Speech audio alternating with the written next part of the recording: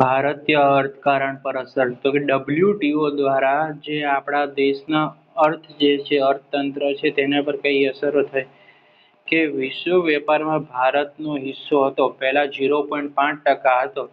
આંતરરાષ્ટ્રીય વેપારમાં વધારો થવાથી આપણી નિકાસમાં જંગી વધારો થયો છે. તેના પરિણામે વિશ્વ વેપારમાં ભારતનો હિસ્સો 1%થી વધુ થયો છે.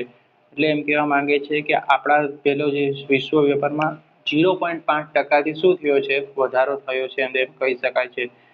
WTOના સભ્યપદે રહેવાથી આપણા તૈયાર વસ્ત્રોની નિકાસમાં વધારો થયો છે. એટલે કે જે આપણા રેડીમેડ કપડાં બનાવીએ છીએ એની નિકાસ એટલે કે આપણા દેશમાંથી વિદેશોમાં જે કપડાં છે વસ્ત્રો છે તે મોકલવામાં આવે છે તેમાં શું થઈ ગયો છે વધારો થયો છે. WTOમાં સભ્ય થવાથી ભારત પોતાની ખેત પેદાશોની નિકાસમાં પણ વૃદ્ધિ કરી શકે છે. આપણે WTOનું પદ મેળવ્યું એટલે ખેત પેદાશો જેમ કે આપણા છે ડુંગળી છે, બટાકા છે, ઘઉં છે, ચોખા છે, ખાંડ છે, હે રાઈટ એ બધી વસ્તુ શું કરે છે વિદેશ મોકલે છે. આપણા કેળા છે, સફરજન છે તે આપણે વિદેશમાં શું કરીએ છીએ નિકાસ કરીએ છીએ. નિકાસમાં વધારો થવાથી આયાત પરનું દબાણ હળવું થશે. તેથી વિદેશી હુંડિયામણમાં વધારો થશે. હવે નિકાસ વધારે કરશું તેથી આપણે વિદેશોમાંથી વસ્તુ શું કરવી પડશે ઓછી મંગાવવી પડશે. એટલે કે આયાત ઓછી કરશું તો આપણું શું થશે વિદેશી હુંડિયામણમાં આપણા દેશમાં શું થશે વધારો થશે. એટલે કે વિદેશના પૈસા ભારતમાં આવવાથી વિદેશી ડોલર શું થશે ભારત પાસે વધુ હશે. આ વિશ્વ વેપાર સંગઠન સાથે જોડવાથી સભ્ય દેશ તરીકે ભારતને ઘણા બધા લાભો થયા છે. પણ કેટલીક શરતનું પાલન પણ ભારતે કરવું પડશે. WTOને શું કરવું પડે અમુક શરતો હોય તે દેશને માનવી પડશે.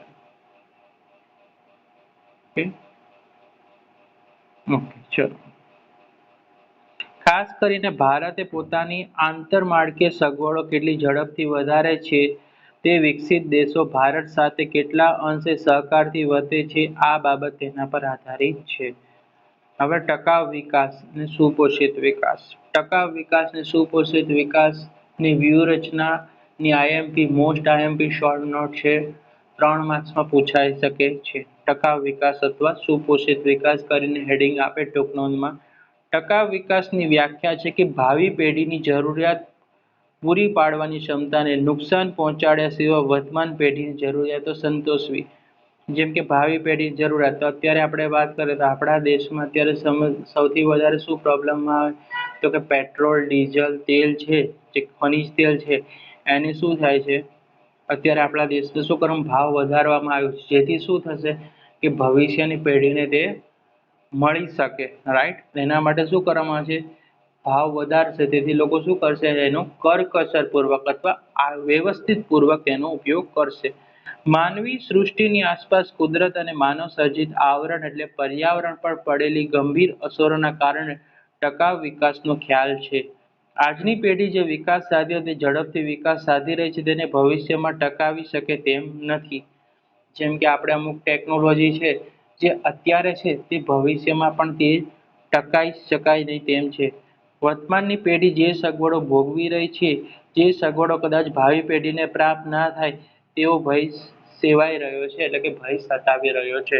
જેમ કે અત્યારે આપણે જે ફૂલ વીજળીની અત્યારે જે આપણે ફૂલ ઉર્જા વાપરીએ છીએ ઉનાળામાં લાઈટ છે કરંટ છે હે એ આપણી ભવિષ્યની પેઢીને મળે એની શક્યતા નથી. તેથી શું કરે તેની ભાવ શું કરવામાં આવે છે વધારે છે. તેથી લોકો તેનો શું કરે વ્યવસ્થિત પૂર્વક ઉપયોગ કરે જેથી આવનારી પેઢીને આપણું મળી શકે છે. આર્થિક વિકાસના કારણે કુદરતી સંસાધનનું પ્રમાણ ઘટે છે.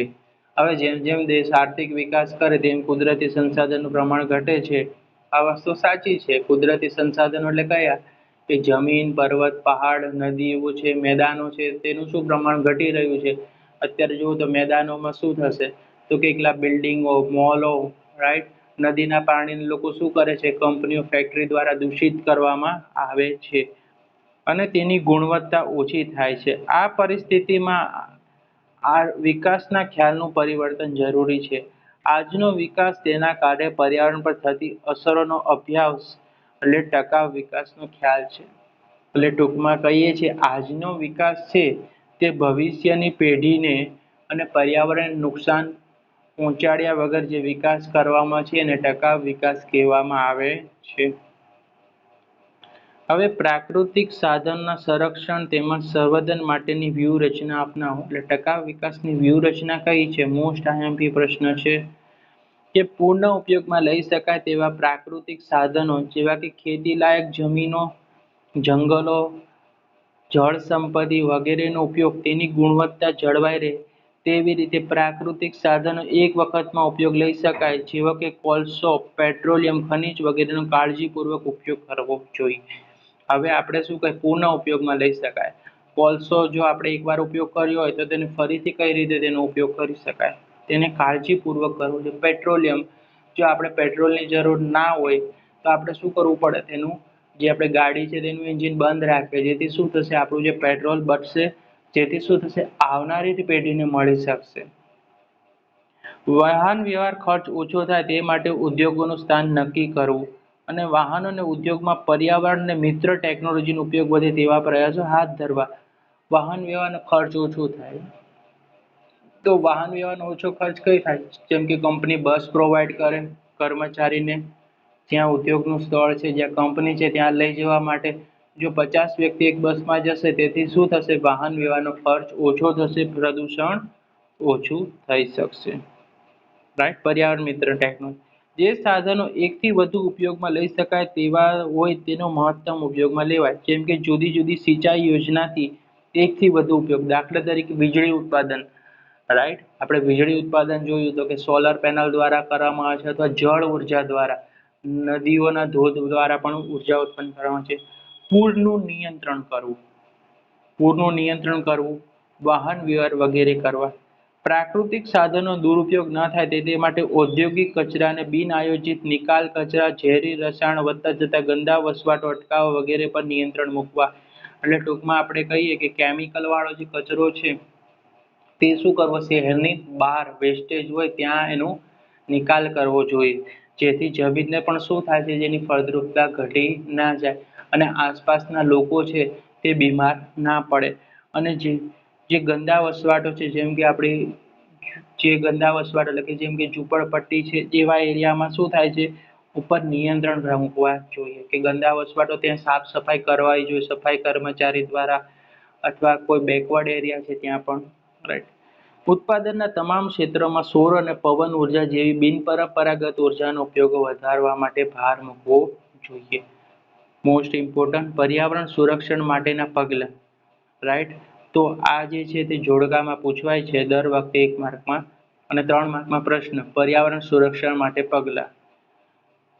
તો કે પર્યાવરણ સુરક્ષા માટેનું સ્વીડનનું સ્ટોકહોમ શહેર 1972માં પ્રથમ વખત પૃથ્વી પરિષદનું આયોજન થયું હતું. રાઈટ? વિદ્યાર્થી મિત્રો 1 માર્કમાં પૂછાય છે કે સ્વીડનનું સ્ટોકહોમ શહેર છે ત્યાં 1972ની સાલમાં પૃથ્વી પરિષદનું આયોજન થયું. ત્યારબાદ વખતો વખત વૈશ્વિક ધોરણ પર્યાવરણ અંગે જુદા જુદા અનેક સંમેલનો, આ કાર્યક્રમોની શું કરી? બેઠકો, શિબિરો યોજવામાં આવી હતી. હવે તેના પ્રયાસો થયા. રાઈટ? પર્યાવરણની જાગૃતિ માટે શું કરવામાં? પ્રયાસો ધરવામાં. પહેલું, દેશના મુખ્ય શહેરોને પ્રદૂષણની માહિતી પ્રગટ થઈ કે ભાઈ કયા શહેરમાં સૌથી વધુ પ્રદૂષણ થાય છે. પ્રદૂષણ પર નિયંત્રણ રાખવા માટે કેન્દ્ર સરકાર તથા રાજ્ય સરકારે પ્રદૂષણ નિયંત્રણ માટે બોર્ડની સ્થાપના કરવામાં આવી હતી. 1 માર્કની ખાલી જગ્યામાં પૂછાય છે બોર્ડમાં દર વર્ષે અથવા જોડકા ટાઈપમાં 1 માર્ક. વિશ્વભરમાં 5મી જૂન પર્યાવરણ દિન તરીકે ઓળખવામાં આવે છે. આ પણ 1 માર્કમાં પૂછાશે ખાલી જગ્યામાં. 1981માં ભારત સરકારે વાયુ પ્રદૂષણ નિયંત્રણ ધારો પસાર કરવામાં આવ્યો હતો.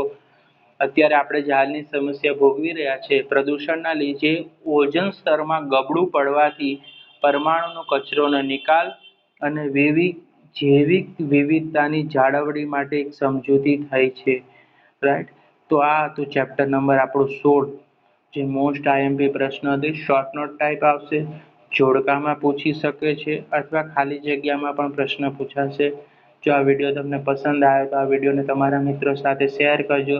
ચેનલને સબસ્ક્રાઇબ કરવાનું ભૂલતા નહીં અને બેલ નોટિફિકેશન દબાવવાનું ભૂલતા નહીં. હવે આવી જ રીતે આપણે વિડીયો લેક્ચર સ્ટાર્ટ કરશું, જેમ કે ગણિત, વિજ્ઞાન અને સમાજ, ઇંગ્લિશ જેવા વિડીયોને અપલોડ કરવામાં આવશે. Thank you for watching.